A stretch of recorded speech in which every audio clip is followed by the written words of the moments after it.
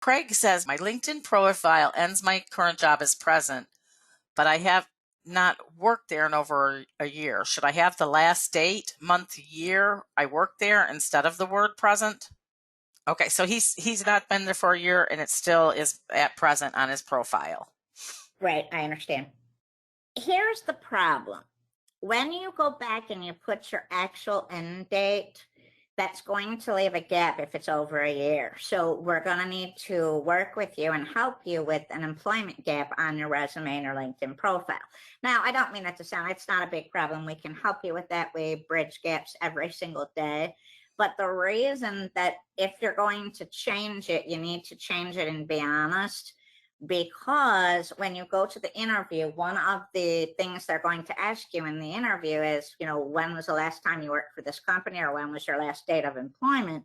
And then you go back and you say, well, it was this particular date, and they're looking at your profile and it still says current.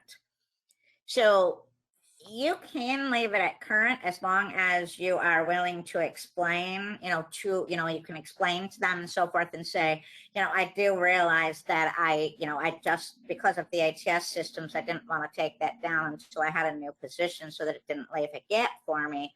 But you need to be able to explain that and do that well, or you're going to need to put, the truth down there and say, that way they can see that the last date you're telling them is the last date on your profile and resume.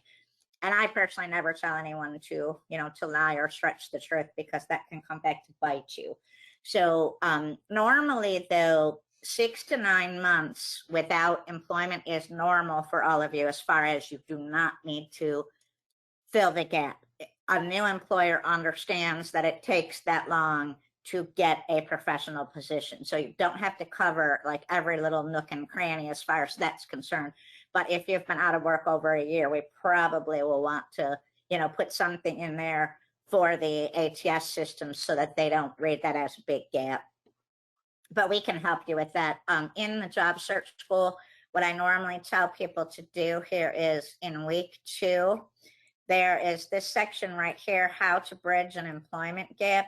If you go in there, it's just an 8-minute video. If you go watch that video, that'll tell you how to write the employment gap. And then when you turn your profile and your resume in for your review, then we will help you and we'll perfect that for you. But it's always nice if you can get it started for us, because you know better than any of us, what you've done, what you haven't done, etc.